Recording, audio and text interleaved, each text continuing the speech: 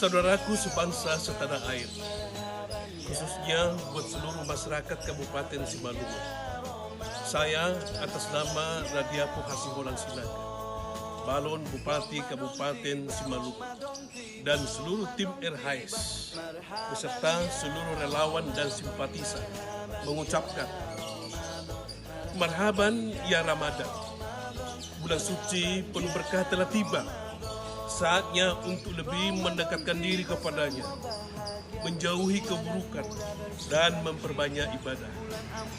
Pada kesempatan ini juga, saya menghimbau kepada saudara sebangsa setanah air, supaya kita mentaati dan disiplin mengikuti peraturan pemerintah terkait mewabahnya COVID-19 untuk memutus persebaran virus corona ini.